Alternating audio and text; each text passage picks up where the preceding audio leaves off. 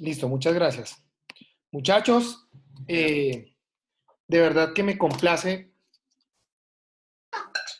tener al frente a tan semejantes, ilustres doctores que son de mi aprecio total, ustedes así lo saben. Eh, Les dije que ojalá pudiéramos ver el consultorio jurídico 4, se los dije cuando les dicté la cátedra, y aquí estamos, muchachos. Vamos a ver una clase que, si las otras eran, digamos, eh, con, pues muy didácticas, esta tiene que ser un poco más.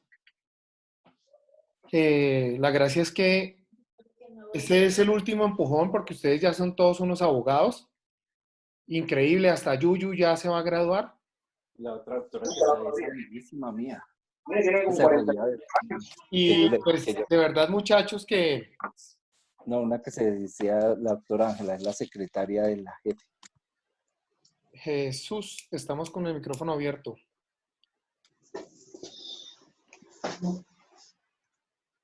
Muchachos, lo primero es darles un mensaje por parte de la universidad en estos difíciles tiempos, pues de verdad que dictar una cátedra así y que ustedes se sienten detrás de una pantalla, al frente de una pantalla mejor, a observar una cátedra es algo demasiado difícil.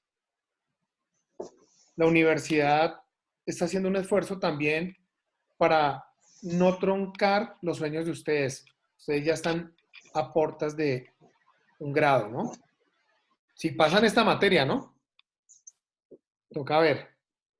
Época casi comienzo No, la doctor, no diga eso. Uy, no, profe, Con no, ¿cómo esos así? después Suave, suave. voy a salir de la clase. se Sí, puso doctor, pesada. doctor, no se ponga No, pesado estoy entrando, doctor. empezando, por Sí, favor. sí.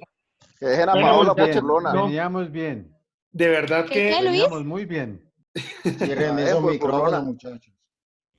de verdad que yo estoy muy orgulloso de volverles a dictar. Quiero dejarles este último recorderis de la universidad. Ya después de esto vendrán los posgrados y ya de esto vienen solo los recuerdos buenos de la universidad y espero que este sea uno de ellos. Muchachos, las notas el día de hoy tenemos que cuadrarle. Ustedes saben que siempre hablamos del tema. Ya no vamos a tener esa nota valorativa como lo era antes, numérica, sino simplemente aquí pasó o no pasó. Así fueron las instrucciones de la universidad. ¿Se aprueba o no se aprueba? Entonces, yo sé que es un curso juicioso, sé que no vamos a tener ningún lío por esa calificación y simplemente aplicarle la lógica al derecho penal, simplemente la lógica al procedimiento penal y simplemente la responsabilidad que se merece ya por parte de unos abogados que tengo enfrente. Ya son abogados. Ya no Buenas noches, doctor. Marinés, ¿cómo estás? Buenas noches, doctor. ¿Cómo me le va? ¿Cómo ha estado? Muy bien, muy bien. Ah, Complacido de bueno, me tenerte por alegra acá. conocerlo por este medio. Bueno, Aquí en clase ahora. listo. Bueno, muchachos, Bueno, resulta gracias. que yo les colgué algunas cositas a la plataforma, no sé si tuvieron la oportunidad de observar. Más o menos ustedes ya conocen mi estilo. Hay un contenido programático. Yo trato de llevar algo del contenido programático, pero normalmente me salgo del contenido programático porque voy un poquito más allá. Ustedes van a tocar inclusive temas ya de especialización conmigo y esa es la gracia. Vamos a tener un invitado estelar en estos días, un abogado penalista amigo mío, eh, que este muchacho ha tenido defensas muy reconocidas últimamente. Y él nos va a venir a hablar de un tema muy especial que después les diré de qué se trata la intervención de él, pero es también con el ánimo de hacer como más amena estas clases. Él es el doctor Andrés Felipe Caballero. Ustedes se acuerdan hace poco de un caso de connotación de esos que nos gusta para los ejemplos de clase que siempre me reprochaba Yuyu. Es en especial el caso de Aida Merlano Jr. ¿Recuerdan ustedes de una captura que se generó y resultó en una libertad por parte de la judicatura? Ese abogado es el que nos va a venir a acompañar y a ayudarnos un poco con algo de la materia para hacer más, como más armónico toda esta situación. Comprendo que es bien difícil, de verdad, estar detrás de este sistema virtual. Muchachos, creo que la mayoría me conoce, habrán otros que no. Me presento para los que no me conocen: Diego Felipe Gutiérrez Sánchez. Soy abogado penalista, abogado de la Universidad Católica de Colombia, especialista en Derecho Penal en la Universidad Sergio Arboleda, magíster de la Universidad Sergio Arboleda, exfuncionario de la Fiscalía General de la Nación, socio fundador de una firma de abogados que se llama Consorcio de Abogados Especializados y socio fundador del Colegio de Abogados Penalistas de Colombia. Pues bien, vamos a hacer 3 exámenes. Vamos a pelear ahí después a mirar cómo es que vamos a hacer los exámenes. En principio va a ser, creo que la misma plataforma nos da unas opciones para los exámenes. Voy a evaluar si esa es la mejor opción o si miramos alguna otra. Ustedes saben que conmigo no hay ningún problema frente a todos estos particulares. Simple y llanamente quiero que aprendan. Tengo entendido que hay que hacer un llamado de lista diario. Ustedes saben que soy bien enemigo del tema, pero tenemos esa responsabilidad que nos dio la universidad. En otros cursos estábamos manejando el tema para no gastar tanto tiempo, el tema del llamado de lista, con un pantallazo que estaba generando el monitor del curso y después me pasaba una relación y se encargaba de eso. Les solicito que me colaboren de esta misma manera para que no gastemos el tiempo en llamar a 80 personas a lista. ¿Les parece o cómo consideran ustedes o cómo lo han manejado en la cátedra anterior? De acuerdo, doctor, así está bien, me parece. De acuerdo, sin llamar lista. Mejor así, Doc, se aprovecha el tiempo. Perfecto, sí. Miramos, hacemos un comparativo simplemente las personas como cada uno. Lo que sí les pido entonces que en el registro sí dejen bien claro el nombre completo, por favor. ¿Listo? Porque estoy viendo algunas personas que no tienen el nombre completo entre los asistentes y eso debe realizarse así. Me toca, acá nos tienen Quiero saber reportando cátedra todo el tiempo. Necesito mandar una fotografía.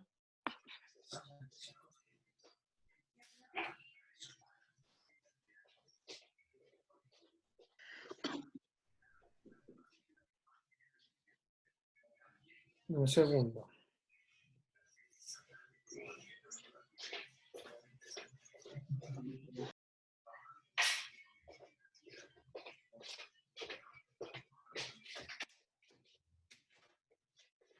Listo. Ya envié que ya comenzamos la clase. Pues bien, muchachos. ¿Alguna observación? ¿Cómo les gustaría la evaluación o algo que han hecho, que han pensado? ¿Cómo lo han manejado referente a este tema virtual? O cómo, sí, en la anterior cátedra que tuvieron ya, porque ya tuvieron cátedra virtual, ¿no? Sí, señor. ¿Cómo lo manejaron? ¿Qué experiencias tuvieron? ¿Y qué podemos mejorar pues para esta clase? La doctora Mier nos Él nos dejaba los material, talleres primero. virtual como para sacar una nota de A y B, C y D. Pues creo que no fue tan malo y creo que menos exposiciones, Doc, porque nosotros exponiendo como que no es lo mismo que un profesor nos enseña. Uy, no me diga eso que yo nunca los pongo a exponer. Sí, fue terrible. Por si algo, pero creo que la exposición pues no. Solo Rentería que nos va a exponer un ratico. Rentería no lo he escuchado. ¿Cómo está, doctor Rentería? Profe, se manejaba, era el parcial en la plataforma. Perfecto, listo. Sí, la Oh, plataforma Y de a veces y lo generaba durante una hora, creo que ponían y respondíamos y ya, la nota de una vez automático. Sí, perfecto. en la plataforma de la universidad, profe, le permite una vez ahí hacer la autoevaluación y de una vez le sale la nota, le sale a usted el reporte, usted no tiene que ponerse a calificar nada y le queda mucho más fácil. Sí. Fácil. NA para todo el mundo y listo. Ay, Y con corrector le quitamos la N. Pues nada, muchachos. Tenemos que empezar por un tema. Yo siempre les dije a ustedes, el abogado tiene que leer mucho. Jurisprudencia. ¿Se acuerdan que yo les decía jurisprudencia, jurisprudencia, jurisprudencia? Este curso tiene que empezar por mostrar qué es un precedente. Porque es que nosotros siempre hablamos de la jurisprudencia, pero ¿qué es un precedente jurisprudencial? Yo les colgué algunas diapositivas en la plataforma como para que las tengan y sea como más fácil para que las puedan apreciar. Sin embargo, aquí las vamos a proyectar y vamos a mirar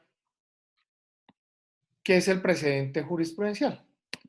Y para poder determinar qué es un precedente jurisprudencial, tenemos que irnos a la misma jurisprudencia que nos va a llegar a decir qué es. Y yo les traje aquí una sentencia. Yo les traigo acá una jurisprudencia que es de la Corte Constitucional en un sede de tutela, donde empieza a decir que la definición y dice que aquel antecedente conjunto de sentencias previas al caso que se habrá de resolver que por su pertinencia para la resolución de un problema jurídico debe considerar necesariamente un juez o una autoridad determinada. Miren lo importante, debe considerar necesariamente un juez al momento de dictar una sentencia. ¿Qué quiere decir eso, muchachos? Resulta que lo que nos dice esa definición es muy sencillo, simple y llanamente que es obligatorio la aplicación del precedente jurisprudencial.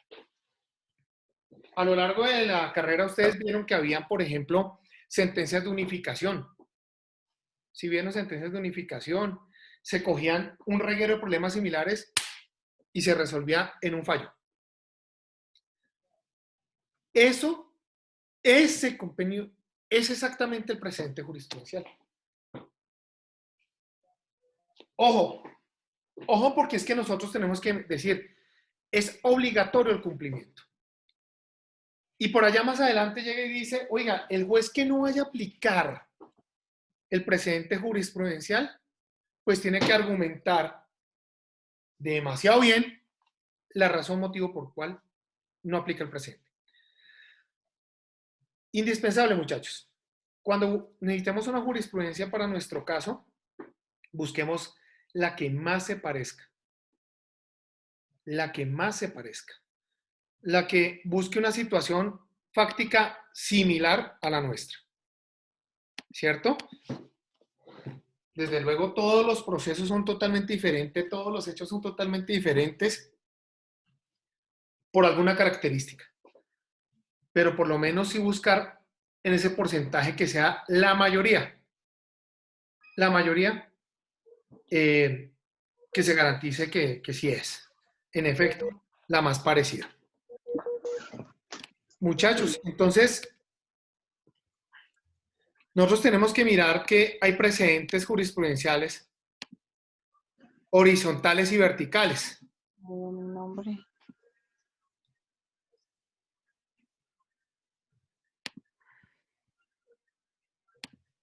Aquí les comparto.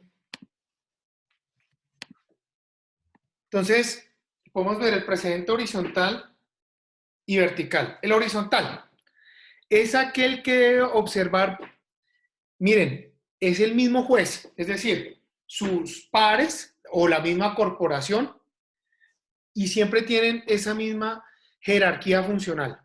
Y el vertical es el superior. Eso lo encuentran ustedes en la sentencia T-148 del 2011. Esa definición es bien interesante, muchachos. Y esto que les estoy dando son pautas para que los guarden para el momento de sus alegatos, para el momento necesario de incorporar un precedente jurisprudencial. Fíjense el caso que me pasó esta semana.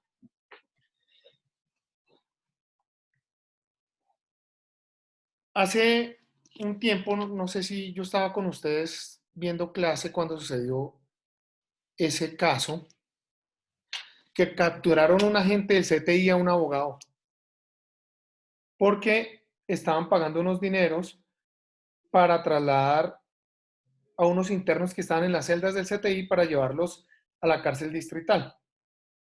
Fue la cosa más chistosa que me ha pasado en la vida, muchachos. Resulta que en la mañana me entrevistan en City TV hablando contra unas personas que habían capturado que estaban vendiendo estupefacientes alrededor de la Universidad de los Andes. Los capturan y yo salgo diciendo, pues dándoles duro, que eso los tiene el país acabado. Sin embargo, el oficio del abogado penalista, que es un oficio de defender seres humanos y no delitos, en la tarde yo era el abogado del líder de la organización criminal. Yo estaba en palo quemado, simplemente me llamaron y me dijeron, no, es que tiene que ser usted listo. ¿Y quién me llamó? El abogado amigo. El abogado amigo, que es civilista, vio en el derecho penal un potencial. Porque en el derecho penal, cuando usted hace bien su trabajo, usted cobra muy duro. Y usted dice que es duro, pero usted no está cobrando caro, sino usted está cobrando lo justo. Porque las cosas bien hechas tienen un precio bueno.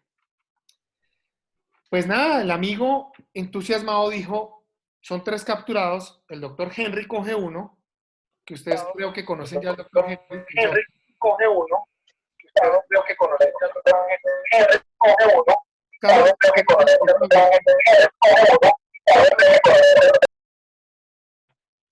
Doctor Wilson Romero, por favor, cierre el micrófono. Gracias. Henry cogió un cliente, el abogado amigo mío cogió otro cliente y yo cogí al líder de la organización. Fuimos a audiencia y yo le dije al tipo, usted no tiene nada que hacer aquí. De verdad que el acervo probatorio descubierto por la Fiscalía General de la Nación, simplemente con esto que es por inferencia razonable, podemos determinar que usted es responsable. Nos podemos ahorrar ese juicio.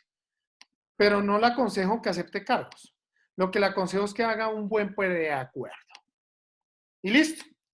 Sin embargo, lo iban a enviar a la cárcel La Modelo, a los clientes.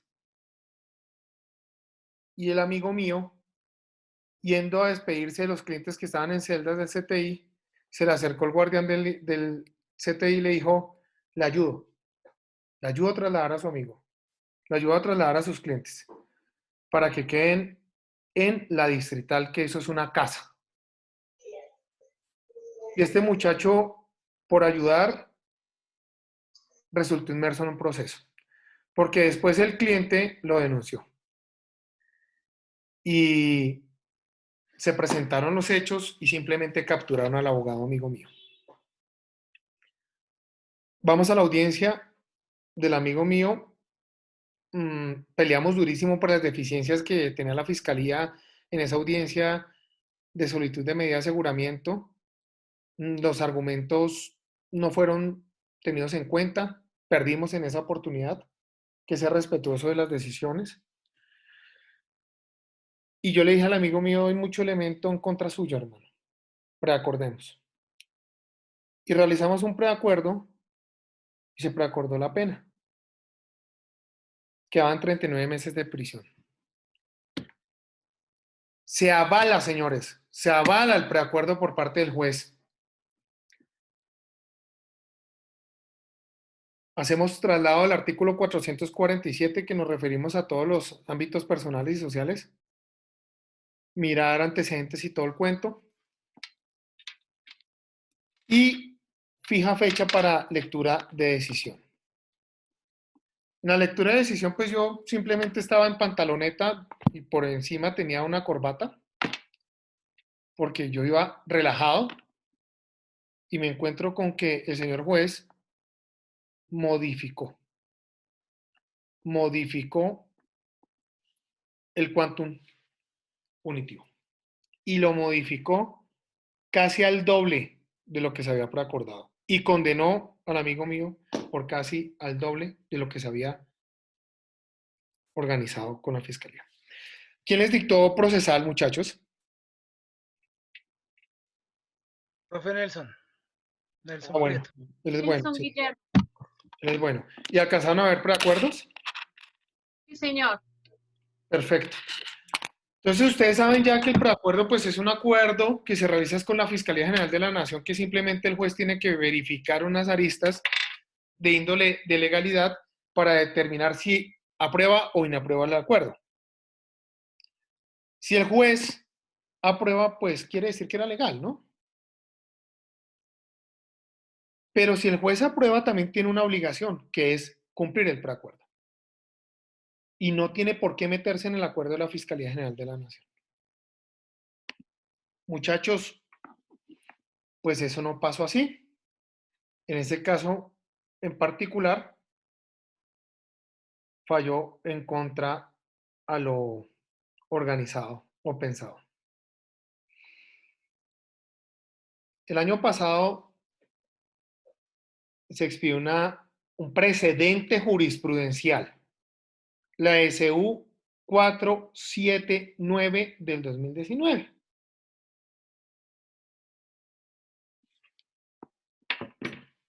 Ojo con esto, una sentencia de unificación y nos da las reglas de qué es permitido y qué no es permitido en el sistema. Y ahí dice la obligatoriedad de aplicación del precedente. Y nos trae las sentencias que les mencioné. Y aparte de traernos esas sentencias, resulta que dice, oiga, señor juez, usted tiene que cumplir lo que se ordena en un preacuerdo. Simple y llanamente, si usted encuentra el vicio, pues inapruebe. Ustedes ya que son todos unos penalistas, muchachos, ¿ustedes consideran que este juez prevaricó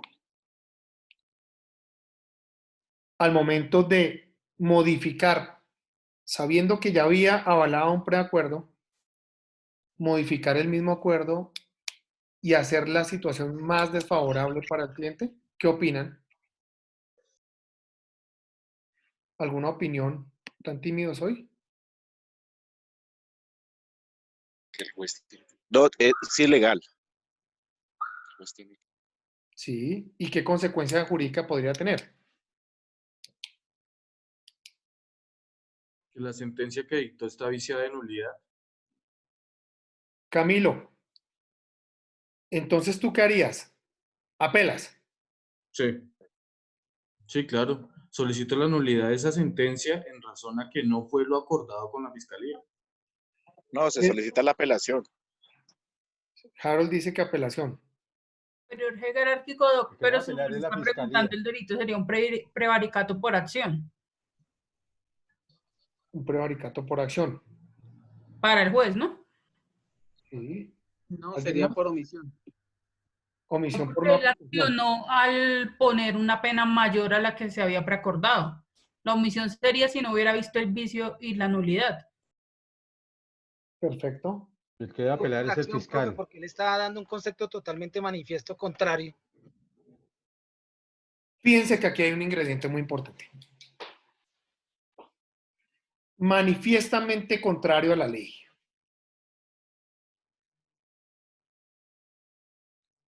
Resulta que el Código de Procedimiento Penal nos dice que es manifiestamente contrario a la ley y también nos habla de los preacuerdos y nos dice la obligatoriedad de aplicación. Pero la jurisprudencia nos dice que hay unos requisitos para la concretación del daño cuando vamos a hablar del prevaricato. Y ese requisito sine qua non es el dolo. Miren el problema tan berraco que estoy en estos momentos. ¿Cómo demuestro el dolo? ¿Cómo demuestro ese dolo por parte del juez? Simplemente por haber resuelto o haber fallado contrario a lo que ya había avalado, o cómo más. Porque para el derecho penal se necesita, pero disciplinariamente si hay una falta disciplinaria. ¿Sí?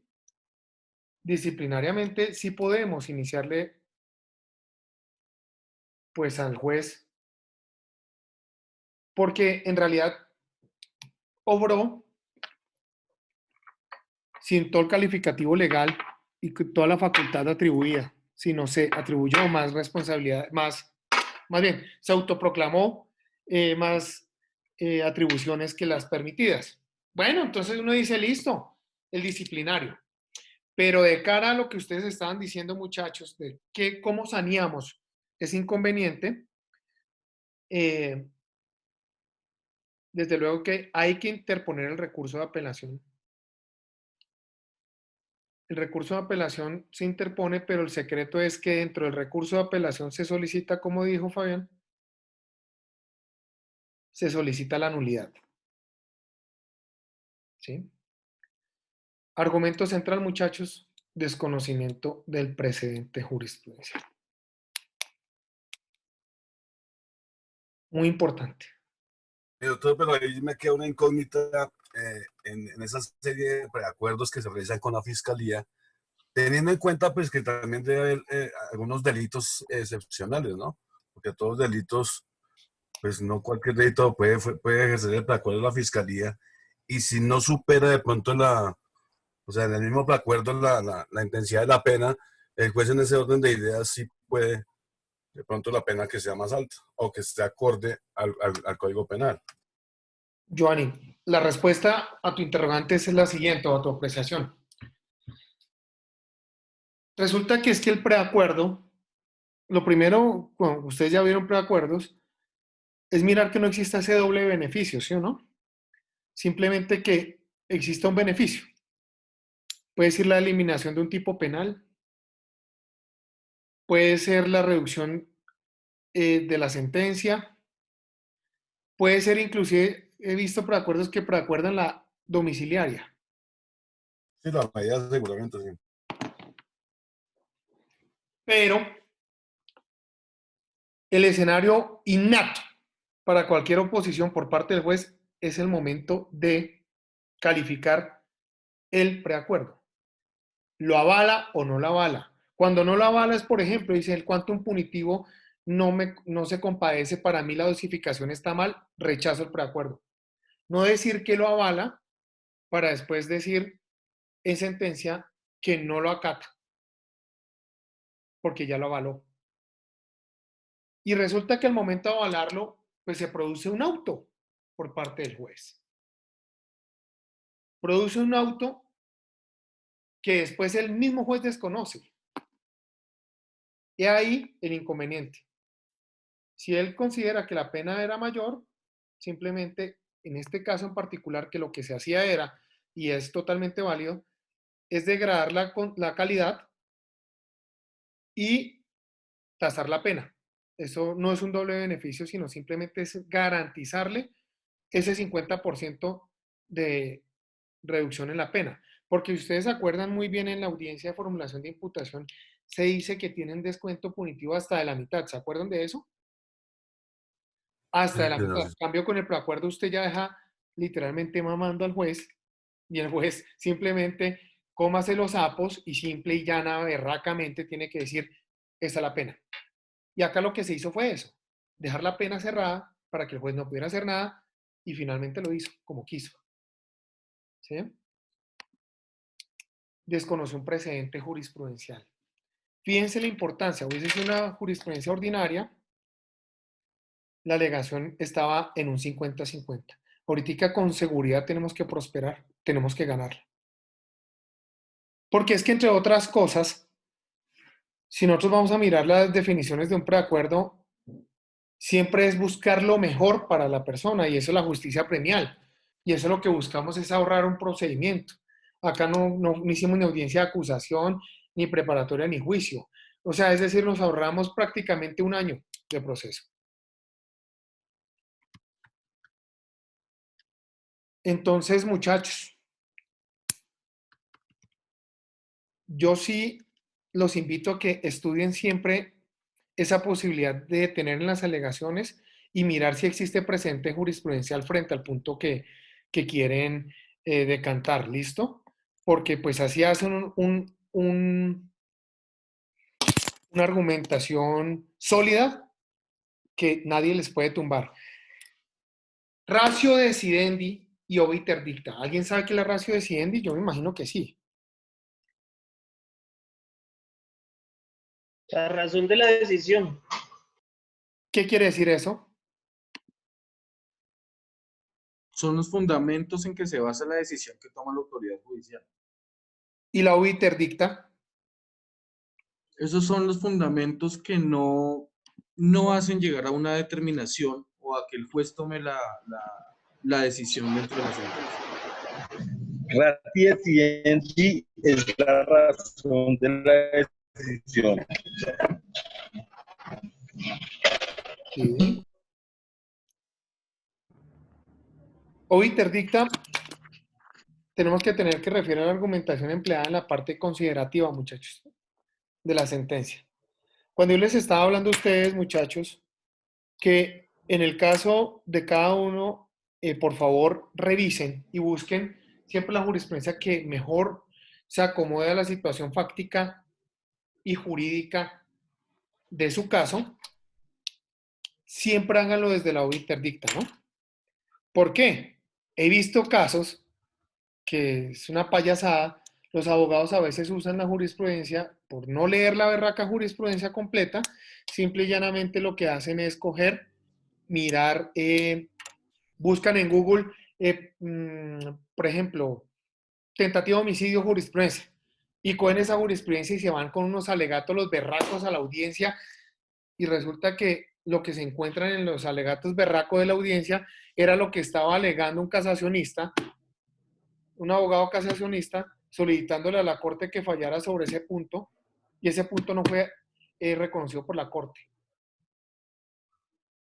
Entonces, resulta que hacer citaciones jurisprudenciales inexactas es una falta disciplinaria.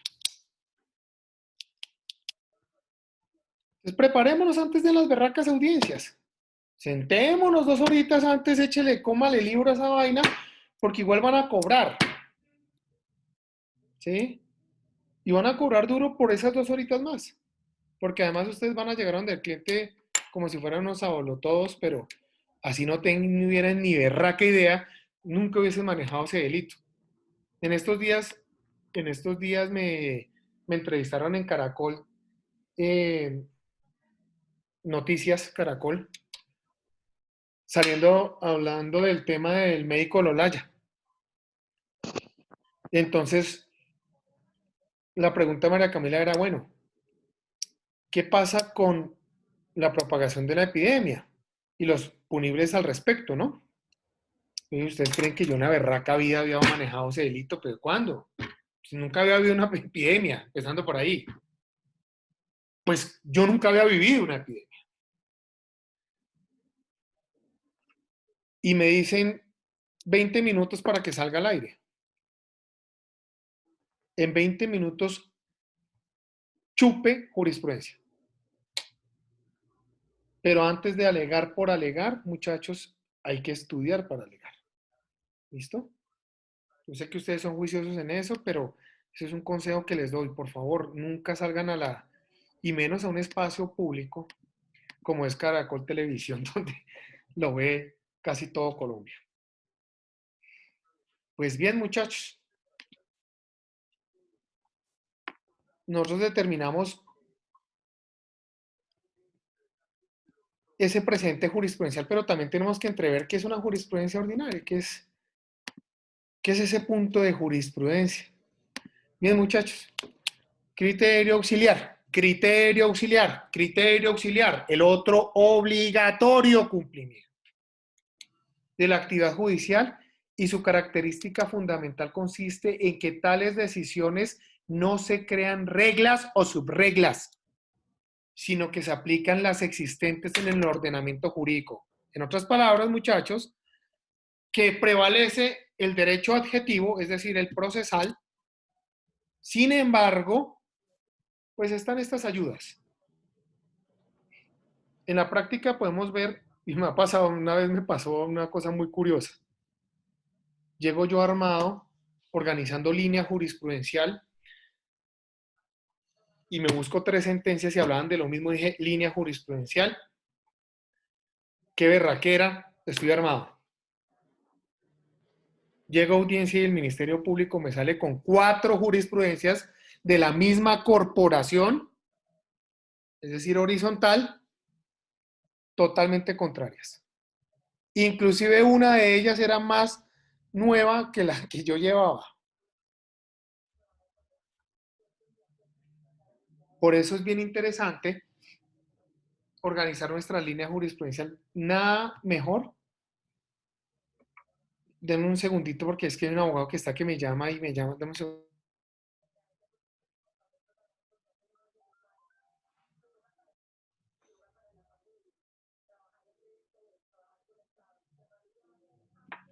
Entonces, esa línea jurisprudencial, uno siempre tiene que organizarla con un tiempito porque es bien complicado, muchachos. La corporación, mire, no hay cosa más loca que la misma Corte Suprema de Justicia. La Corte Suprema de Justicia sale con posturas todos los días. Pues que, digamos, entre los mismos magistrados no se ponen de acuerdo para sacar los temas iguales, y tratan a veces de variar a las malas un tema que ya venía siendo carrera pacífica en la jurisprudencia, y eso de verdad que genera una inestabilidad muy tremenda porque, entre otras cosas, ustedes, yo una vez fue una audiencia, habían capturado a una persona de mucho dinero. El procurador de entonces, el procurador general, era amigo de ese personaje y le mandó un abogado. Yo apenas llegué y vi el abogado y dicen que hay quienes dicen que el abogado no hay que verle la pinta sino su argumentación. Yo creo que de las dos cosas. Y me tocó defender a la esposa. El abogado saca en plena audiencia para sus alegatos, en plena medida de aseguramiento, una hoja que era más negra que mi conciencia, estaba vuelta a nada, arrugada, que se notaba que era la que llevaba siempre para las audiencias. Y su argumento siempre era reiterativo y constante en lo mismo. Cuando el tipo empieza a exponer y yo empiezo a ver que empieza a ampliar jurisprudencia que ya la Corte había variado, yo lo único que hice fue empezar a pasarle papelitos: pendejo, la están barrando.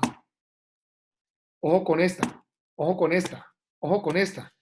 Y él empezó a tratar de modificar el discurso. Claro está que el juez se dio cuenta, pero no me culminó a nada, simplemente se dio cuenta, pero lo más importante que quien se dio cuenta fue el cliente. Terminada la audiencia, me tocó alegar por la esposa de él y por él. Afortunadamente el juez dejó. Y terminada la audiencia, el cliente le dijo al abogado: doctor, ¿cuánto le debo sus honorarios? Tome su dinero. Por favor, necesito el paz y salvo. Doctor Gutiérrez, yo quiero que usted me defienda. Yo dije, uy, pues es un tema antiético y todo. No, no es un tema antiético. Es un tema, por el contrario, muy profesional. Porque el que quiera ser penalista va a tener las garantías o la libertad de una persona, independientemente del rol que tenga. No sé si ustedes han visto las conferencias que se están haciendo en el Colegio de Abogados estos días. ¿Han visto algo? Y conocen a Raúl Zaffaroni. ¿Sí han escuchado de Él en estos días, Sí, doctor, escuchamos el sábado, creo que fue, que hubo una charla más o menos de 2 horas de Zaffaroni del derecho penal y la humanidad. perfecto. Y ahí estaba mirando Raúl Zaffaroni el poder punitivo del Estado y decía cómo se puede desbordar y qué garantías hay en el sistema, cómo los sistemas a veces dejan de lado toda esta situación. Pero venga, la responsabilidad tan berraca de nosotros los abogados penalistas también es amplia. Yo siempre les digo a ustedes, no cojan el caso que le da los 2 millones de pesos que necesita urgente para pagar el arriendo, sabiendo que es un chicharrón, porque ese chicharrón le va a sacar canas. Usted va a trabajar sin ganas, no va a velar por las garantías del cliente y además de ello, usted va a tener el grandísimo coco encima, porque esos 2 millones de pesos para esa persona es un reguero de dinero y va a tener, o si no es un reguero de dinero, va a creer que por lo menos su trabajo es muy regalado. Y entonces va a creerse dueño de usted y no lo deja ni dormir. Pero entonces, independientemente de que usted resuelva coger el caso de los 2 millones de pesos, por favor actualice. Si usted es un abogado que sabe que a las audiencias preliminares, actualícese todo el tiempo la jurisprudencia sobre las medidas de aseguramiento o más bien legalizaciones de captura, de allanamiento, interceptaciones, X o Y. Esas son las cosas que usted tiene que aprender y esas son las cosas a que nos enseña la jurisprudencia. Resulta, muchachos, que nuestra constitución política, no sé si yo en alguna oportunidad les alcancé a mencionar del programa penal de la Constitución Política de Colombia. ¿Qué es esa vaina del programa penal de la Constitución Política de Colombia? Algo muy sencillo. Cuando uno escucha derecho penal, uno se va al Código Penal y se va al Código Procedimiento Penal, ¿sí o no? Pero uno tiene que hacer el análisis desde la Constitución Política de Colombia. Porque resulta que para que exista ese Código Penal y ese Código Procedimiento Penal, la Constitución Política de Colombia dijo, sí, visto bueno, van para allá. Y allá se resuelven todas las situaciones de libertades y demás. Y entonces ya volvemos al cuento de esa potestad punitiva del Estado que vimos y decimos, sí, está atribuida por la Constitución Política. Claro, pero es a través de la Constitución Política donde se dice que de verdad se puede privar de la libertad a una persona. Muchachos, pero si nosotros miramos el artículo 230 de la Constitución Política de Colombia,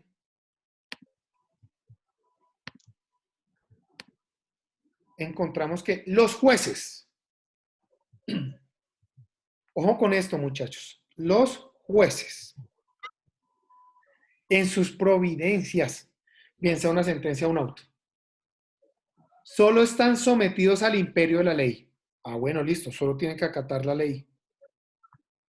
La equidad, la jurisprudencia, los principios generales del derecho y la doctrina son criterios auxiliares. ¿Sí? Auxiliares. ¿Qué trae este mensaje? Ellos están obligados única y exclusivamente a la ley, simplemente tienen esas ayudas. Perfecto. Ojo, ojo, y vuelvo y reitero, ojo, con la obligatoriedad del precedente jurisprudencial, que ese es otro cuento. Fíjense que no tenemos que confundir qué es un precedente jurisprudencial con la jurisprudencia. Ojo con eso, porque allá el carácter de obligatoriedad es totalmente diferente.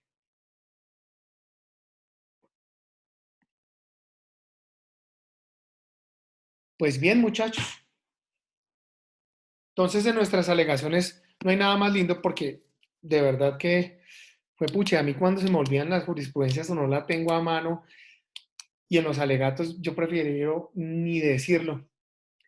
Pero muchos alegatos son, señoría, es que podemos entrever cómo la jurisprudencia de la Honorable Corte Suprema de Justicia ya decantó esta situación. Esto ya lo tiene claro la Corte. No tenemos por qué recalcar a tratar de modificar dogmáticamente qué o cómo está conformado el tipo penal.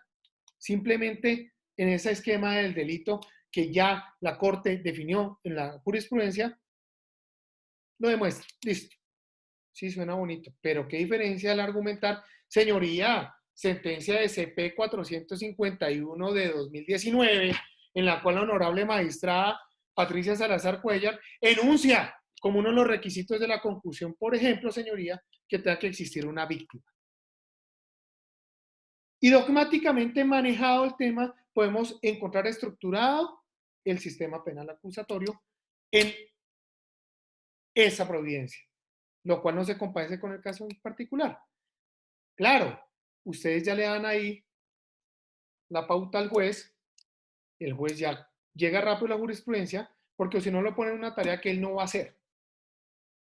El juez no se va a poner a googlear jurisprudencia que hable de homicidio o requisitos, no, simplemente usted ya le dio la jurisprudencia y él ya va a buscar la jurisprudencia. Y él mira si la aplica. Ah, pero entonces, muchachos, ¿qué pasa? ¿Qué pasa? Ojo con esto. ¿Qué pasa? Si es un criterio auxiliar, resulta que la misma jurisprudencia está diciendo, es un criterio auxiliar, sí, no obligatorio cumplimiento, pero si usted no la va a acatar, argumente por qué no.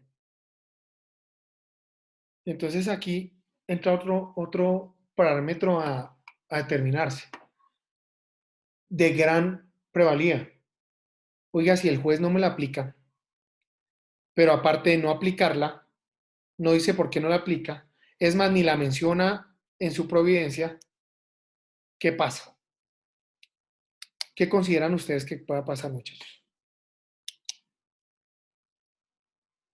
No argumentó por qué no aplicar la jurisprudencia. ¿Alguna idea?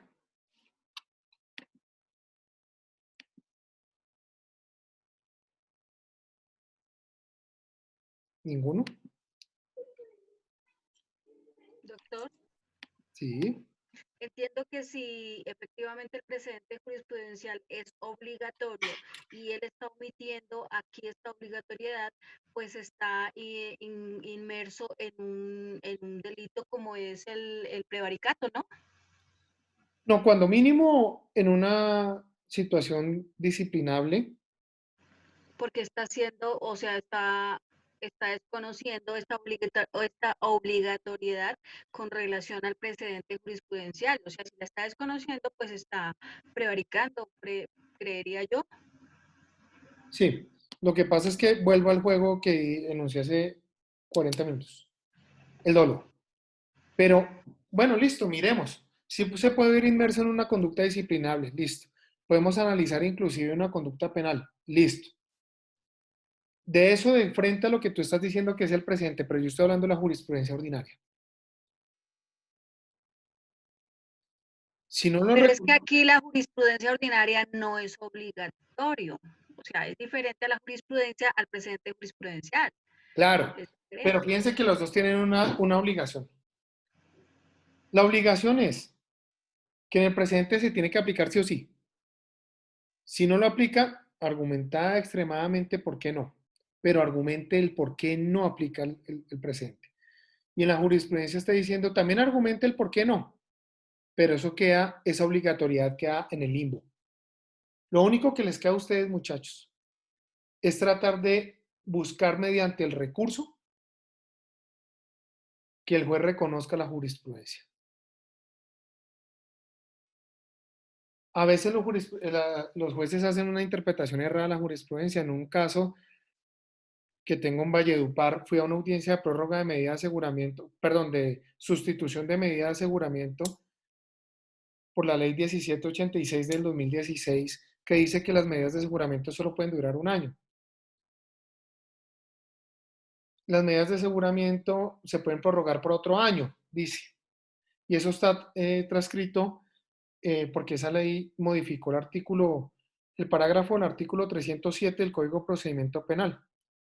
Yo hago toda mi exposición diciendo, oye, este tipo lleva 1 año y medio detenido, por favor, la vamos a sustituir ya por una no privativa de la libertad como ordena la ley. Ah, que es que el tipo aceptó cargos, entonces el sistema se suspenden los términos.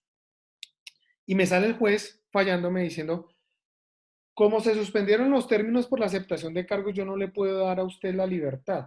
Y me trae una línea jurisprudencial enmarcada a decir exactamente eso, que se habían suspendido los términos, por ende no hay, cuando se suspenden los términos, no hay causales de libertad por vencimiento de términos.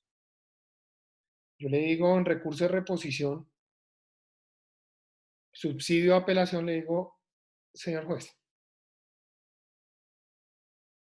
usted no solo está desconociendo la jurisprudencia que yo le estoy trayendo, sino usted además está trayendo otra jurisprudencia que no tiene nada que ver con el asunto. Usted me está resolviendo una libertad por vencimiento de términos y yo le estoy a usted solicitando una sustitución de medida de aseguramiento por el plazo razonable, que son dos temas totalmente diferentes. Se enojó un poco porque no sabía qué más argumentar en la audiencia, sin embargo la orden era no dar libertad porque es un caso de connotación. Se fue en apelación y el juez de segunda instancia sí que peor, ese ni sabe qué resolvió. Instauró una acción de tutela, el tribunal le cayó a un magistrado que está investigando exactamente ese mismo caso, pero a un aforado. Falla en contra, confirmando la decisión. Y en estos momentos se encuentra esa jurisprudencia que, si Dios quiere, es una jurisprudencia que va a desatar un problema o un vacío legal que hay muy grande. Se encuentra en la Corte Suprema de Justicia. Pero fíjense que existe una indebida interpretación y una cita inexacta. Es decir, una conducta disciplinable, como ya les había dicho. Muchachos, vayan a tragar algo. 10 minuticos. Nos vemos ahorita, ¿les parece? Gracias. ¿O quién se quiere ir ya? ¿Ah? Listo, nos vemos en 10 minutos. Gracias. Listo, gracias. Vale. Listo, Gracias. Muy amable. Vale, profe, gracias. Gracias, profe.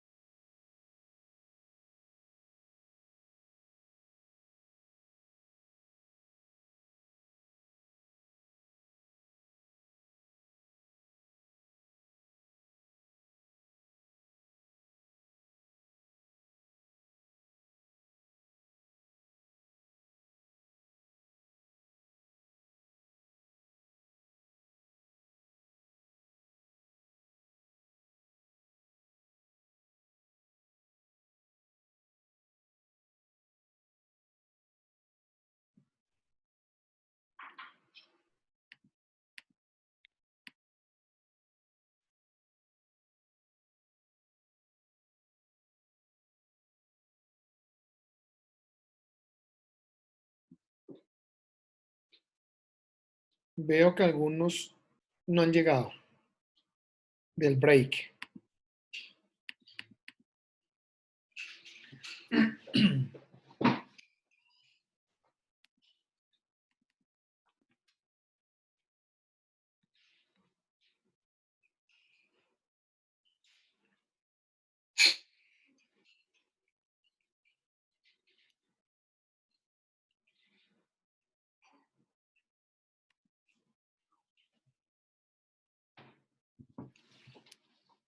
Hice el código pequeño.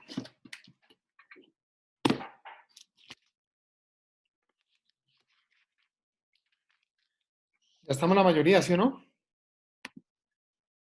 Sí, Doc, ya estamos casi 70, ¿sí? Sí, señor.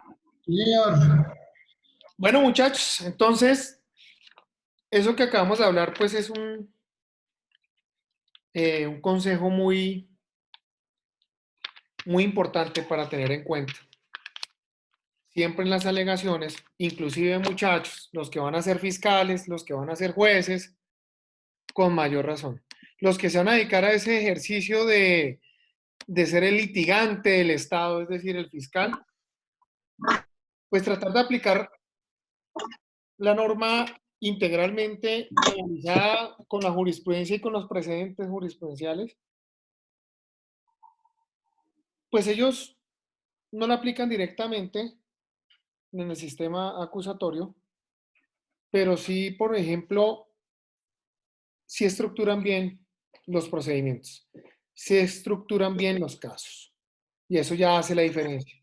Yo quiero es que ustedes se vuelvan unos berracos litigantes que les tengan es miedo a que les tengan pesar, ¿listo?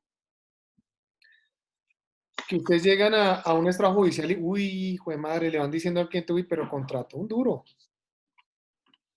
Eso, no hay nada más lindo como eso, y eso lo hace el trabajo y la persistencia. Yo sé que aquí en este grupo hay buenos que algunos van a renunciar a la policía y se van a dedicar a levantar pesas. Ya no van a dejar de levantar pesas. Otro que parece a un juez, parece el hermano de un juez. Son personas que tienen ya caracterizado ese derecho penal en las venas. Que así me los pongan en otro lado, van a llevar el derecho penal. Y lo único que yo les digo es, háganlo con conciencia. Juegan con la libertad de una persona en cualquiera de los perfiles que se maneje. Todas las personas que intervienen en el derecho penal, pues, tienen una responsabilidad muy amplia. Uno se le parte el alma cuando le niegan con patrañas una solicitud de libertad. Y sí, obviamente, uno no está para defender angelitos, pero tampoco,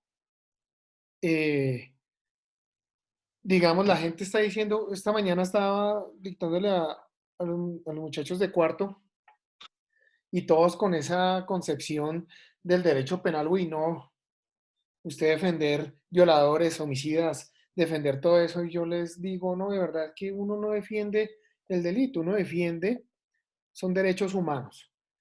Y los derechos humanos, pues, buscan esa gran prevalía en esos precedentes jurisprudenciales y la jurisprudencia. Y es donde toca ser muy habilidoso y aplicarlos. Bueno, muchachos, llegamos al río. Llegamos al río y vamos a hablar de sistema procesal. El derecho penal adjetivo. ¿Cuántos procedimientos penales hay actualmente, muchachos queridos? 2. ¿Quién habla por ahí? 2, profe. 2. ¿Cuáles son? La ley 1906 y ley 906 600. y la 600 del 2000. Ok, 906 y ley 600. Muy bien. 2.5, Yuyu. ¿Y la justicia es penal para la paz? Justicia penal para la paz. Es decir, JEP como tal, y eso también es un procedimiento penal de alguna manera, Claro. especial. Y la 1098, los menores. ¿Y la penal militar no es otro procedimiento también penal? También tiene procedimiento penal. Los indígenas. Pero es que hay que tener en cuenta, doctor, que el libro segundo de la ley 1098 estipula de que se va a regir las reglas de su procedimiento por la ley 906. Claro, pero miremos que las normas rectoras varían un poco. Y eso lo hace auténtico. Pero, Doc, en el caso de la JEP, ¿es independiente? O sea, no Claro. aplica con la misma normatividad y el Código Penal no aplica. Por eso es un sistema procesal diferente. Totalmente diferente. Y también en menores vamos a determinar que hay diferencias en varios de los procedimientos. Doctor, ¿y la circunscripción indígena? Digamos que también es un procedimiento que ellos tienen totalmente diferente. Profe, el procedimiento Pero les quiero decir, les falta el sistema penal abreviado o acusador privado. Eso le iba a decir, profe, el abreviado también. Sí. Entonces, fíjense cómo uno llega y dice, oiga, salimos de ley 600 porque hay casos todavía de ley 600 que se mantienen, inclusive el procedimiento para los aforados en la Corte Suprema de Justicia se maneja con ley 600. La ley 906, que es la de uso regular,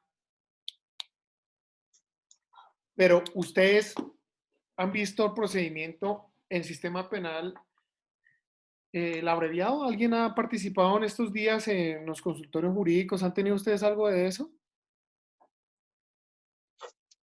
Nada. ¿Han visto que alguien funja como acusador privado? Yo he sido con mi jefe, pero es muy complicado porque los jueces tampoco la tienen tan clara.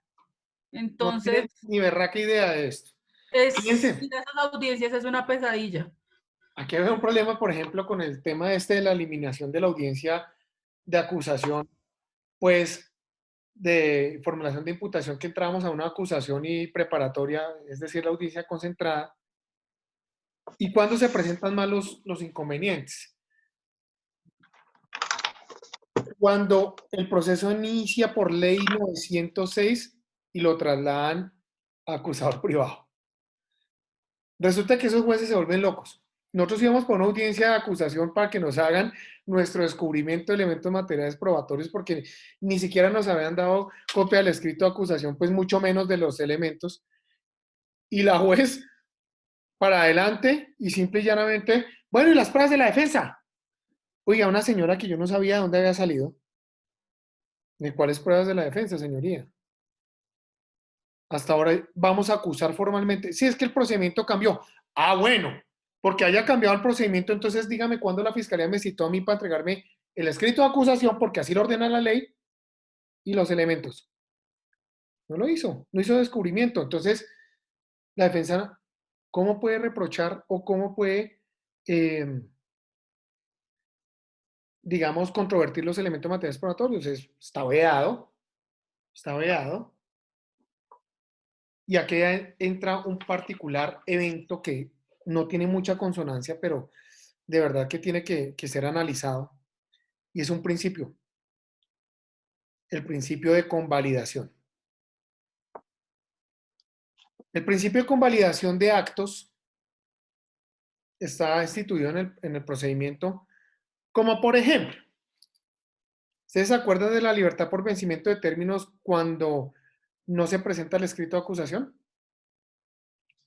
Se da un término para presentar el escrito de acusación. Si dentro de ese término no se da la libertad, creo que es el 317, numeral cuarto, si mal no recuerdo, se da la libertad. Y ustedes se van a solicitar la audiencia. Van a solicitar la audiencia. ¿Qué pasa ustedes con la audiencia?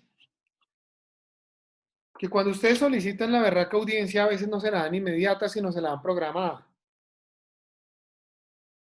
Entonces, usted dice, pero yo radiqué antes de que la fiscalía me radicara un escrito de acusación. La fiscalía radica el escrito de acusación mientras se desarrolla la audiencia, y en plena audiencia el juez dice, momentico, está el principio de convalidación. Porque es que usted, defensor, convalidó, dejó que eso pasara. Usted dejó que la Fiscalía General de la Nación presentara, pero yo no estoy dejando nada, simplemente antes yo vine a solicitar una audiencia inmediata y me dieron fue una programada. Y fíjense cómo se le tiran el término y ustedes no pueden sacar al cliente. Es muy difícil a veces por esa causa al sacar a los clientes. Toca estar muy pendientes y tratar de hacer la audiencia. Y ustedes se van a encontrar con tropiezos como me gusta enseñarle a ustedes las mañas, para que se vuelvan mañosos, para que no les metan goles, pues les voy a enseñar una maña. Muchachos, siempre que lleguen donde un cliente está detenido, siempre, muchachos, junto al poder, lleven un escrito que supuestamente redacta el cliente dirigido a los jueces penales del circuito, jueces penales municipales con función de control de garantías, en el cual el cliente va a renunciar a su derecho a comparecer a las audiencias. Siempre llévenlo. ¿Cuál es la razón de ser? La razón de ser es que, por ejemplo, ustedes llegan y dicen, pues puta, se me hicieron los términos, ¡sale hoy! ¡Sale hoy! ¿Lo saqué? Me voy a la audiencia. Llegan centro de servicios, pido audiencia inmediata. Le dicen, sí señor, juzgado 72 de control de garantías, ya suben la carpeta usted. Ay, mi amor, este fin de semana va a haber whisky en la casa. Lo saco. Oigan, y se encuentran con que el juez, listo, la audiencia tan, llega el juez malacaroso que está hoy con sudadera, hoy está con, sí, como con sudadera, sí. Entonces llegan y el juez y el detenido, pues en la cárcel. Me imagino, doctor, que trajo una renuncia a comparecer del cliente. Señoría, pues yo creo que es algo que sobra porque él... Sí, porque es que toca garantizarle el derecho y él tiene su derecho a escuchar la audiencia. Sí, señoría, pero él también tiene su derecho a la libertad. Así no se puede hacer la audiencia. Debe constancia por secretaría que no se puede realizar la audiencia porque no compareció el detenido. Y ustedes quedaron divinamente enfrascados en una diatriba gigante, decirle al cliente, oiga, la cagué. Entonces, pidamos siempre el poder. Acuérdense que allá en la cárcel nos van a hacer un cotejo de la huella, ¿no? Del cliente. Ese escritico también. Pero, hermano, no lleve uno, lleve dos. Mire la perrada que me hicieron hace unos 15 días. Fue una audiencia, es un casito como medio interesante. Un calumniado, no sé si yo les comenté este caso, un calumniado mío, lo cogieron en el aeropuerto El Dorado con $1 millón. Él estaba preso, salió por libertad por vencimiento de términos. En segunda instancia, o sea, la fiscalía apeló y en segunda instancia revocaron el fallo y volvieron a proferir la orden de captura y se encuentra huyendo. Yo me voy con todo y eso, solicitar una audiencia revocatoria de medida de aseguramiento porque traigo un escenario para demostrar la legalidad de los dineros, porque aquí lo importante es demostrar que son legales, ¿cierto? Y me voy para la audiencia y llevo mi renuncia a comparecer. Claro, el tipo se metió a la arriesgada del mundo para meterse a una notaría a buscar que le autenticaran un documento sabiendo que estaba huyendo y todo, renunciando a comparecer. Y estoy en la audiencia, presento, porque el juez me salió con esa, le presento la renuncia a comparecer y listo, y la fue metiendo a la carpeta. Y yo, no, señoría, pues es que esa es la mía. Esa es mi renuncia a comparecer. Y el juez, no, eso ya tiene que quedar dentro del expediente porque usted lo introdujo mediante audiencia y aquí es donde tiene que quedar. Yo, señoría, permítame sacarle una copia y le suministro la copia. No, se queda el original. Y yo dije, ¿cuál es la razón de ser de eso? Si el mismo Código General del Proceso dice que una copia se presume auténtica. Bueno, listo, funcionemos así. Le radiqué su derecho de petición que me volviera el documento argumentando la vaina, me lo negó, le clavé su tutela hasta que me lo devolvió. Simplemente era haberle dicho al cliente vaya saque otro. Pero no, es que es para buscar que dejen de ser tan arbitrarios. Entonces, muchachos, nos vamos para la perrada, listo. Nos vamos para nuestra audiencia. Ya llevamos nuestra renuncia a comparecer. Y llegamos a la audiencia. Ahora sí, hoy sí es. Hoy sí es. Renuncia a comparecer.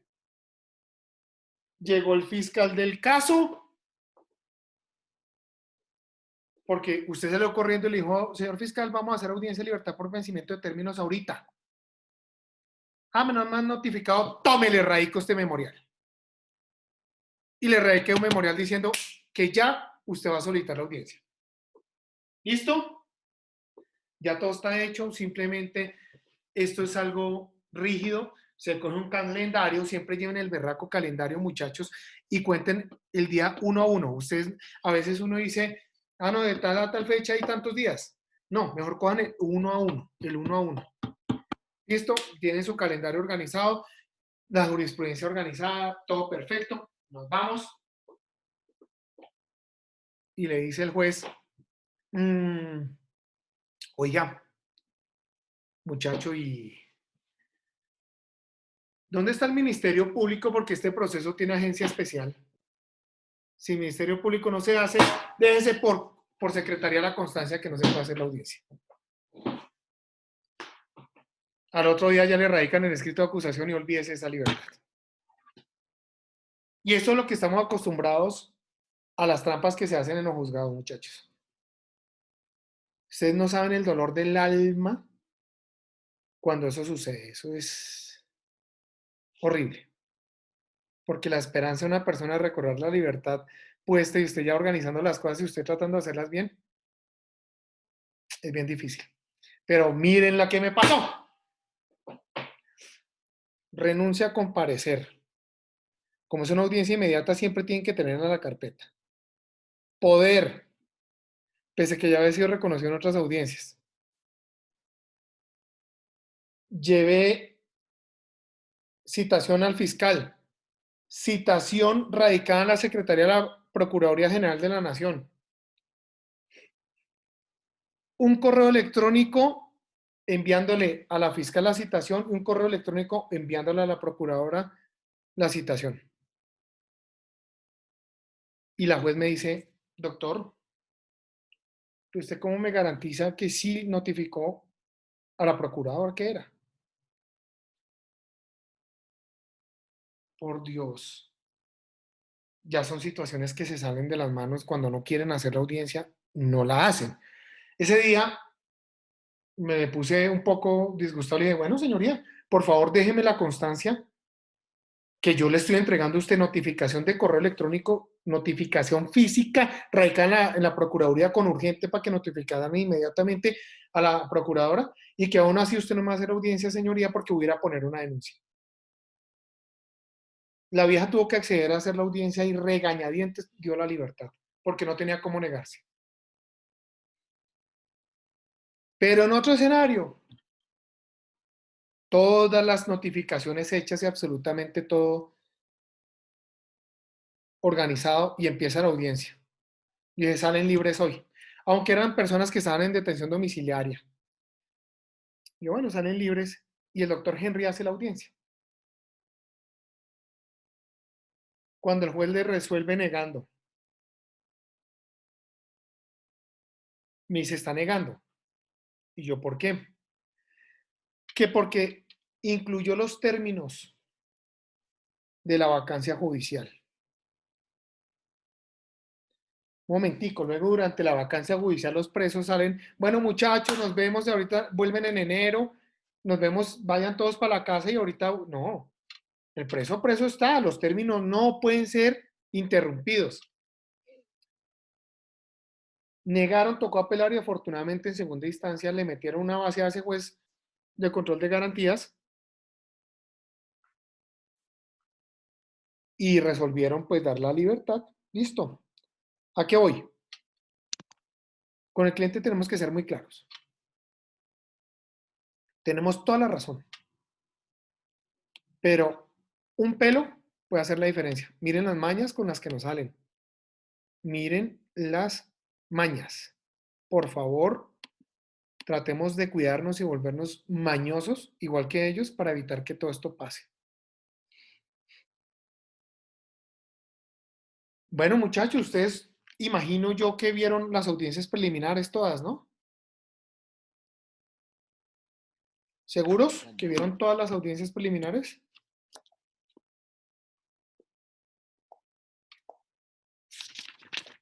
Porque yo les puedo decir que son más de 80 audiencias preliminares. Si ustedes miran, y por favor el que tenga el Código de Procedimiento Penal en la mano, el artículo 153, si alguien me regala lectura, por favor.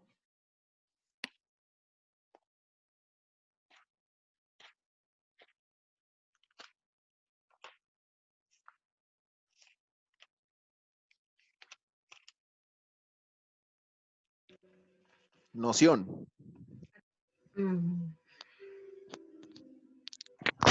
Audiencias preliminares, artículo 153, noción. Las actuaciones, peticiones y decisiones que deban ordenarse, resolverse o adoptarse en audiencia de formulación de acusación, preparatoria o del juicio oral, se adelantarán, resolverán o decidirán en audiencia preliminar ante el juez de control de garantías. Muy bello, muchas gracias. Muy bello, ahí dice todo. Dice, oiga, lo que no, digamos, todos esos asuntos que tienen que resolverse sobre estas etapas procesales, bueno, vamos a darle la atribución a un juez de control de garantías. Listo. El sistema penal, nosotros podemos decantar una situación. ¿Qué es más importante que la libertad? La vida, ¿sí o no? Y afortunadamente, el sistema procesal penal de la actualidad no puede meterse con la vida. Ninguno de los sistemas que estamos viendo, sino solo con la libertad. En ese orden de ideas, ¿consideran ustedes que si lo más preciado después de la vida es la libertad, debe estar a manos del funcionario judicial de menor jerarquía? Porque es el juez de control de garantías. Claro, pero ustedes me van a decir, pero es que quien condena es el de conocimiento. Sí, pero ¿cuánto puede durar una medida de aseguramiento? Miremos la ley 1908. Oiga, miremos ese esquema de las empresas criminales. Esos manes, la medida de aseguramiento es de 2 años y prorrogable por otros 2 años. Se los clavan durísimo. Eso es una cosa más arbitraria que hay en el mundo. ¿Y quién no manda ya? Un juez de control de garantías, el de menor jerarquía en el procedimiento penal. Yo soy de la creencia que los jueces de control de garantías deberían ser los magistrados del tribunal. Porque se supone que deben ser los más estructurados. ¿Ustedes saben qué requisitos necesita para ser fiscal? Para ser juez. ¿Alguien tiene idea?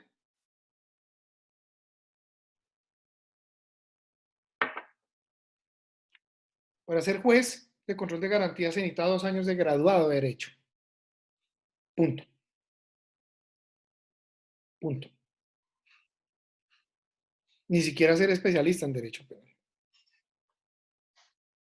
Que más que ser especialista en Derecho Penal debería ser especialista en Constitucional. Porque es que hay un guardián de la Constitución Política de Colombia, es el juez de control de garantías. Ese sí. Ese sí. No hay quien más que esté obligado a cumplir la Constitución Política más que el mismo juez de control de garantías. Es más, les voy a compartir, muchachos, una sentencia que creo que les va a servir bastante para sus alegaciones. Aquí la tengo.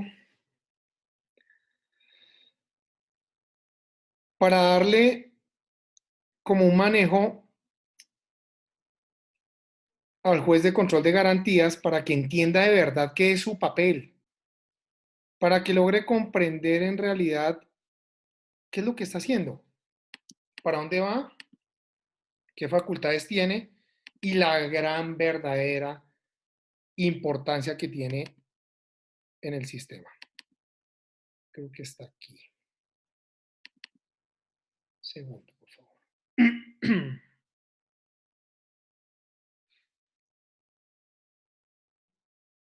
Listo. Sentencia constitucional. La C-591 del 2005, muchachos. C-591 del 2005, importantísima, importantísima porque esta es una ley, una jurisprudencia que sale de cara a los requerimientos y vacíos de la ley 906 del 2004.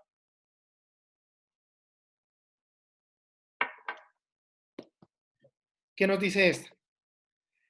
Dice que el juez de control de garantías tiene un superior jerárquico.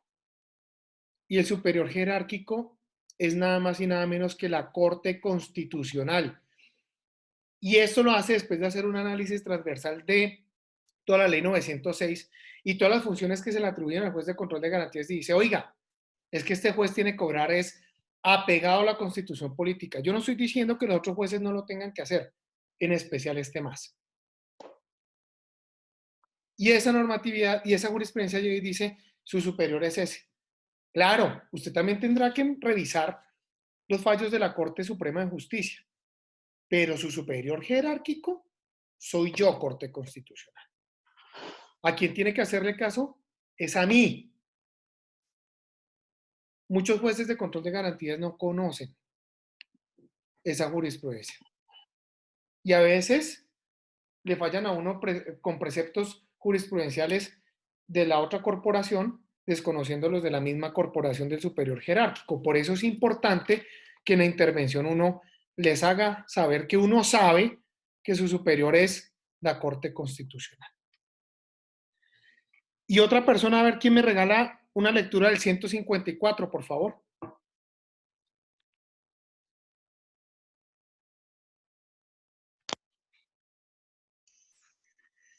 Artículo 154, modalidades. Se tramita en audiencia preliminar, primero, el acto de poner a disposición del juez de control de garantías los elementos recogidos en registros, allanamientos e interceptación de comunicaciones ordenadas por la Fiscalía para su control de legalidad dentro de las 36 horas siguientes. Segundo, la práctica de una prueba anticipada. Tercero, la que ordena la adopción de medidas necesarias para la protección de víctimas y testigos. Cuarto, la que resuelve sobre la petición de medida de aseguramiento. Quinto, la que resuelve sobre la petición de medidas cautelares reales. Sexto, la formulación de la imputación. Séptimo, el control de legalidad sobre la aplicación del principio de oportunidad. Octavo, las peticiones de libertad que se presenten con anterioridad al anuncio del sentido del fallo. Noveno, las que resuelvan asuntos similares a los... Muchas gracias, Sebastián. ¿Sí ven por qué les digo que pueden haber 80 audiencias? ¿Se fijaron en el último, el numeral noveno? Las que resuelven asuntos similares a los anteriores. ¿Qué es eso? Usted no va al centro de servicios a solicitar una audiencia. Vengo a solicitar una audiencia, las que resuelvan asuntos similares a los anteriores. No. Prácticamente, muchachos, ustedes pueden buscar, hay unas nominadas y otras innominadas. Innominadas, ustedes pueden, lo que se les ocurra, que sea de cabida legal, que ustedes entiendan que es un juez de control de garantía el que lo debe autorizar, es la persona, es la que puede funcionar. Miren, hay por ejemplo, aquí donde dice la práctica, la que resuelve, no.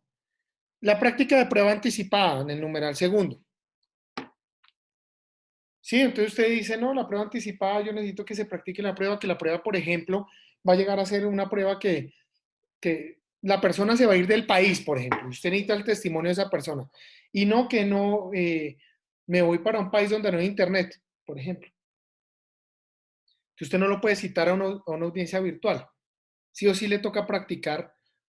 O pongámosela peor, enfermo terminal, ya va a fallecer. Y usted tiene la prueba reina, que es ese testimonio, pues usted le solicita al juez de control de garantías, oiga, este man está que se muere, por favor, autorice la práctica de la prueba. ¿Y qué se hace? Un mini juicio. Se desarrolla tal cual como en un juicio, pero ante un juez de control de garantías. Y él le da la legalidad de la prueba y listo, ya tenemos la prueba. Perfecto. Ese me parece excelente. Pero fíjense, una cosa que no aplica casi nadie. Por ejemplo, doctora Stephanie, ¿qué pasa si a tu casa llega una citación para rendir una entrevista dentro de un proceso penal? ¿Tú qué? ¿Cómo te sientes?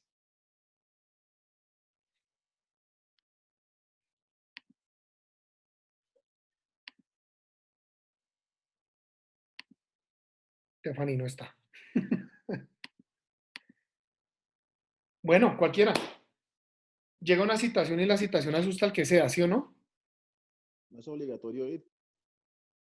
Y abajo, los investigadores le ponen la no comparecencia acarreará las sanciones de ley.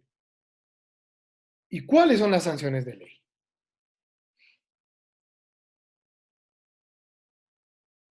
¿Qué es lo máximo que pueden hacer? Que lo conduzcan. Pero ya un juicio. Ojo, yo estoy hablando de una entrevista.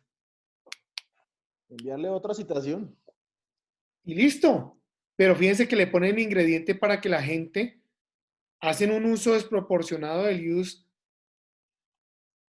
de la potestad punitiva del Estado y la persona se caga el miedo y va, ¿cierto? Listo. ¿Qué le pasa a uno en la práctica como abogado?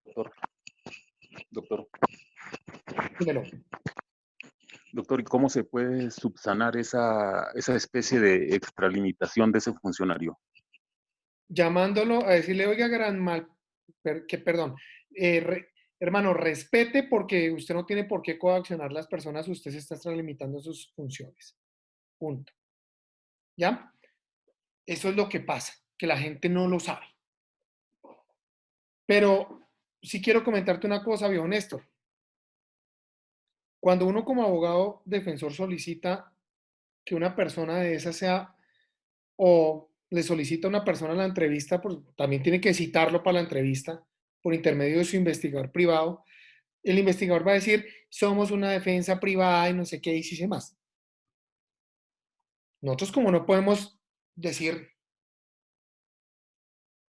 que la sanción que la cadena era por su no comparecencia, como lo dicen los sabios investigadores de la fiscalía, pues a nosotros nos maman gallo. Nos maman gallo. Y usted lo está dictando una versión juramentada.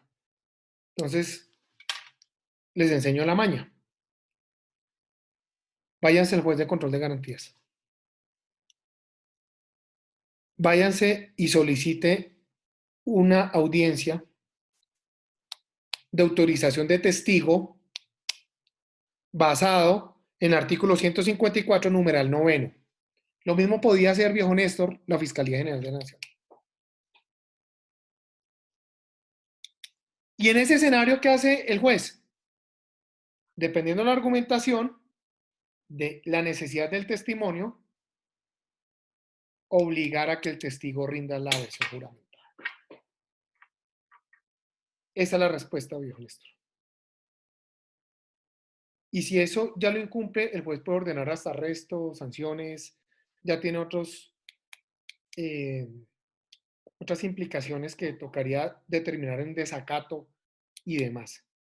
Pero así es que funciona esto, muchachos. Uno siempre tiene digamos, aquí hay un principio fundamental del derecho procesal que es la igualdad de armas. Y la igualdad de armas no existe. Por ejemplo, acá me cascan y yo no puedo tocarla. ¿Sí? Acá me mandan a hacer aseo y yo no puedo mandarla. Es igual al sistema, muchachos. La fiscalía tiene el poder, uno como abogado no lo tiene. Y le toca a uno con los codos. Claro, desde luego, yo voy a entender. Los que van a trabajar en la fiscalía van a ser fiscales Pues claro, ¿cómo no van a tratar de actuar así si es que pierden su caso? ¿O no? Pueden perder su caso y es su trabajo. Ah, pero un momentico. ¿Usted es un abogado por estadística o porque es éticamente profesional? ¿Sí? Porque ahí está el parámetro diferenciador. ¿Usted trabaja bien? No tendría que haber llegado a una acusación en ese caso. Estamos volviendo en el sistema penal acusatorio a hacer lo que hacíamos en Ley 600. Venga para acá, Pepito, lo meto preso y ahí sí investigo. Se supone que el esquema procesal penal acusatorio es que venga papito, lo cojo porque investigué. No, acá se está haciendo lo contrario. Se está haciendo lo contrario y no interesa. Estamos volviendo a Ley 600. El sistema procesal penal está colapsado. Las audiencias preliminares, estas facultades que tiene el juez de control de garantía, es la única esperanza que hay en el sistema. Hay que ser habilidosos. A veces uno pide una audiencia innominada y llega al estrado y, pero sé que ¿cómo así es? Yo no entiendo. Extinción de la medida de aseguramiento, ¿esa vaina dónde está? Señoría, pues es que yo no tengo por qué argumentárselo antes de la audiencia, sino en la audiencia. Usted lo que tiene que determinar es que en realidad sí es o no es de su competencia la situación, pero mediante su fallo, no desde antes. Entonces siempre van a haber maniobras que van a buscar atacarnos y lo mismo le pasa a veces a muchos fiscales. Pero volvamos al caso y le vamos a preguntar al doctor Caballero cuando venga del caso de Aida Merlano. Oigan, muchachos, allá negaron la orden de captura. Si un juez dice no tiene por qué haber orden de captura, porque la fiscalía tiene que irse a 3 jueces más hasta que uno diga sí, hay orden de captura? ¿Mm? Peligroso. No sé si ustedes han escuchado el principio de la seguridad jurídica. No sé. ¿Con ustedes transmitimos alguna audiencia en alguna oportunidad, alguna audiencia que yo hice? ¿No? No, señor. No. Ustedes trabajaron en procesal, me imagino bien lo del tema de medida de aseguramiento. ¿Sí lo trabajaron a profundidad o lo podemos trabajar un poco más profundo? Es mejor Más a la trabajarlo un práctica. poco. Listo, pues entonces eso es lo que vamos a trabajar la próxima sesión. Vamos a darle duro a las audiencias, bueno, legalización de captura, formulación de imputación, pues es un barrido, simplemente un recorderis, y nos vamos con medida de aseguramiento que es todo un escenario gigantesco. Vamos a trabajarlo muy fuerte y vamos a trabajar prórroga de medida de aseguramiento y les voy a compartir una audiencia en la cual el juez negó la prórroga de medida de aseguramiento con fundamentos jurisprudenciales extremadamente exquisitos y acató muy bien la jurisprudencia. Entonces, la jurisprudencia que expuso la defensa y todo el particular, y funcionó y simplemente se accedió. Hay un criterio ahí que no comparto en esa audiencia, pero que lo debatiremos después. No sé cómo procedemos entonces ya con el tema de lo de la lista para que me ayuden con eso. Y lo del parcelador, a ver, entiendan, yo de esa vaina no sé. Yo no tengo ni idea. Me ayudan, por favor. Ahí está el monitor, el doctor Harold. Nuestro monitor, nuestro compañero Harold es muy activo con eso, profe. Listo, el viejo Harold sí me dijo ayer que me colaboraba con eso y pues Listo. Pues nada, muchachos, voy a subir esto a YouTube y voy a colgar los escenarios de la próxima sesión y para que tengan algunas lecturitas y algunas cosas en particular. ¿Listo? Muchas gracias, profe. Bueno, ¿siguen en clase ahorita? Sí. No, ya no más. Gracias. Bueno, entonces... Gracias, doctor. Con martirio es usted. No sé por qué no aparece mi nombre, pero hasta El yo único que Saleta. martirio soy yo. ¿Sí? Ah, no. Entonces, que Rodríguez dice que podemos irnos hasta las 12 de la noche. Usted sabe que usted es de la línea de Roxini y yo de la de Jacobs, ¿no? Nos llevamos. No es Jacobs, sin lugar a duda. Voy a poner a leer Jacobs estos días, ahora sí. ¿Ah? Bueno, muchachos, un fuerte abrazo y nos vemos mañana. Doctor. Gracias, profe. Muchas gracias. Buenas noches. Muchísimas gracias. Que descanse. Gracias. Muy bien. Como monitor, Muy amable. estoy presente aunque no me vea. No sé por qué no aparece mi nombre. Yolima Saleta, un abrazo. Sí aparece el nombre. ¿Sí?